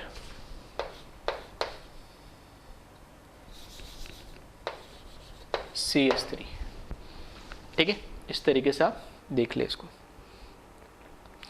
अब ठीक है, अब फिशर के अंदर देखना हमें प्रोडक्ट बनाना ही बनाना है। तो ये देख ले वापस से, ये हो गया मेरे लिए अल्फा, इससे ऊपर भी है और इससे नीचे भी है, तो यहाँ पे ये बीटा और इस पे ये हाइड्रोजन है। अब यहाँ से देखने में तो ऐसा लग रहा है एंटी पोजीशन पे सर निकाल दो, ठीक है, तो एंटी पोजीशन पे हो, ठीक है, तो क्वेश्चन लिख लेना, एल्कोहलिक KOH के साथ हम ये रिएक्शन करा रहे हैं, ठीक है, एल्कोहलिक KOH के साथ ये रिएक्शन करवा रहे हैं। तो इसमें ध्यान देना कि एल्कोहलिक KOH के साथ जब ये रिएक्शन कराओगे तो देखने में ऐसा लगता है कि यहाँ पे सर ये लिविंग ग्रुप अल्फा, इस पे ये बीटा, उस पे हाइड्रोजन लगा, निकाल दो, ठीक है। तो कभी भी इस केस में जैसे मैंने बोला था न्यूमैन से तो हो जाएंगे क्वेश्चन, लेकिन सोहर्ट्ज को न्यूमैन में करके करोगे तो भी हो जाएगा और अदरवाइज नहीं करोगे तो भी डायरेक्ट कर सकते, मैंने बता दिया। लेकिन कभी भी फिशर प्रोजेक्शन से डायरेक्ट मत कर लेना, ठीक है। तो इसको हमेशा फिशर को या तो किस में कन्वर्ट कर लो, सोहर्ट्ज में या न्यूमैन में, ठीक है। तो न्यूमैन से थोड़ा ईजी होता करना, तो मैं न्यूमैन में कन्वर्ट कर रहा हूँ, ठीक है। तो न्यूमैन के अंदर कन्वर्ट करने के लिए देखो 1 2 3 4 इस तरीके से मैं नंबरिंग दे रहा हूँ टॉप से, ठीक। तो न्यूमैन के अंदर हमें एक चाहिए होता है फ्रंट कार्बन और एक चाहिए होता है बैक कार्बन। तो मैं जब टॉप से स्टार्ट कर रहा हूँ, ठीक है, तो इसको क्या मान ले रहा हूँ, ठीक है, जो 2 कार्बन है, ठीक है, उसको फ्रंट कार्बन मान ले रहा हूँ मैं, ठीक है। जो हमें 2 कार्बन दे रखा है उसको मैं फ्रंट कार्बन मान ले रहा हूँ। तो यहाँ पे देखना, और न्यूमैन से अगर मैं किस में कन्वर्ट करता हूं, फिशर में, तो हमेशा किस फॉर्म से ही कन्वर्ट होगा, वो एक्लिप्स फॉर्म से, ठीक है। स्टैगर्ड से कभी भी, ठीक है, स्टैगर्ड से कभी भी हमारा फिशर प्रोजेक्शन कन्वर्ट नहीं होता, ठीक है। मैंने कन्वर्जन में बताया था इसकी लिमिटेशन होती है, अगर आपको कन्वर्ट करना है तो एक्लिप्स फॉर्म से करना है। तो अगर वापस कन्वर्ट करूंगा तो कौन सा आएगा, एक्लिप्स फॉर्म ही आएगा, ठीक है। तो ये कार्बन है 2, इसको मैंने ले लिया, ये 2 नंबर का कार्बन है, ठीक है। इस 2 नंबर के कार्बन पे ऊपर क्या दे रखा है, CH3, तो मैंने यह लगा दिया CH3। लेफ्ट में क्या दे रखा है H, तो लेफ्ट में लगा दिया H। राइट में क्या दे रखा है Cl, तो राइट में लगा दिया मैंने Cl, ठीक है। इसी तरीके से जो 3 नंबर का कार्बन है वो कौन सा होगा, मेरा बैक कार्बन होगा। 3 नंबर का जो कार्बन है वो बैक कार्बन होगा। तो ये मेरा 3 नंबर का कार्बन है, बैक कार्बन है। बैक कार्बन में CH3, तो ये CH3 एक्लिप्स फॉर्म में होता है क्योंकि हमेशा। फिर लेफ्ट में H दे रखा है, तो ठीक है, यहाँ इधर बॉन्ड आएगा एक और एक इधर बॉन्ड है, तो लेफ्ट में ये H दे दिया और राइट में क्या दे दिया, ये PH दे दिया, ठीक है। तो मैंने क्या करा, फिशर को पहले किस में कन्वर्ट कर दिया, न्यूमैन के अंदर कन्वर्ट कर दिया, ठीक है। अब जो ये फॉर्म दे रखा है, एक्लिप्स फॉर्म दे रखा है, ठीक है, तो एक्लिप्स फॉर्म को किस में कन्वर्ट कर लूँ अब मैं, स्टैगर्ड फॉर्म में, ठीक है। तो क्लोरीन देखना, फ्रंट कार्बन पे जो क्लोरीन है, ठीक है, 2 नंबर पे ये, और बैक कार्बन पे एक ही हाइड्रोजन है, ये वाली। इन दोनों को मुझे रोटेट करना है और एंटी पोजीशन पे लाना है। तो कैसे लाऊं, कैसे भी कर लो, ठीक है। इस बार मैं क्लोरीन को नीचे ले आता हूँ, हाइड्रोजन को ऊपर ले आता हूँ। तो जो फ्रंट कार्बन है, ठीक है, फ्रंट कार्बन है, उसमें मैंने क्लोरीन को नीचे लाऊंगा, तो इस तरीके से बनेगा। तो यहां पर आ जाएगा क्लोरीन, ठीक है। एंटी क्लॉकवाइज रोटेट कर रहा हूं मैं, 2 नंबर जो कार्बन में नाम दिया उसको एंटी क्लॉकवाइज रोटेट करूंगा, तो यहां पर आ जाएगा H और यहां पर आ जाएगा CH3। जो बैक कार्बन है उसमें हाइड्रोजन को मेरे को ऊपर ले जाना है, ठीक है। तो बैक कार्बन में इसको मैं कैसे क्लॉकवाइज रोटेट करूं, ठीक है। तो यहां पर आ जाएगा PH और यहां पर आ जाएगा CH3 और टॉप में आ जाएगा मेरे पास, इसको जब ऐसे में क्लॉकवाइज रोटेट करूंगा तो यहाँ पे आ जाएगा H। तो अब ये आ गया एंटी पोजीशन पे, यहाँ से मैं इनको रिमूव कर दूंगा, ठीक है। तो देखना, जो फ्रंट कार्बन है 2 नंबर और बैक कार्बन है 3 नंबर, तो ये प्रोडक्ट बनेगा। अब जो फ्रंट कार्बन है, ठीक है। जो फ्रंट कार्बन है जो 2 नंबर उसको ऐसे लिखा, बैक कार्बन जो है पीछे 3 नंबर उसको एज इट इज लिखा। जो फ्रंट कार्बन है 2 नंबर उस पर देखना H और CH3, तो यहाँ पर CH3 और ये H, और बैक कार्बन है उस पर PH और CH3, तो यहाँ पर आ जाएंगे PH और CH3। तो वापस से कौन सा सिस फॉर्म इसका बन जा रहा है, ठीक है। तो आई थिंक हर तरह के क्वेश्चन अब हो गए, एक बार इनको फिर से प्रैक्टिस कर लेना, थोड़ा सा कन्वर्जन, ठीक है। वही मैं कह रहा हूँ पुरानी चीज़ें, जीओसी और स्टीरियो आइसोमेरिज्म दोनों बहुत इंपॉर्टेंट है। ओवरऑल आइसोमेरिज्म बोलूँ मैं, और उसमें ठीक है जितनी भी चीज़ें पढ़ रही है उनकी कहीं ना कहीं एप्लीकेशन बार बार होगी, ठीक है। और इस तरह के जो क्वेश्चन होते हैं, ठीक है, तो ज़्यादा परेशान मत हो ना, मेंस और जेई लेवल पे ये कन्वर्जन, ठीक है, एडवांस लेवल में इस तरह के क्वेश्चन पूछे जाते हैं, तो थोड़ा सा वो लोग प्रैक्टिस कर ले इस चीज़ों की, ठीक है। तो एक बार इसको देख ले अच्छे से।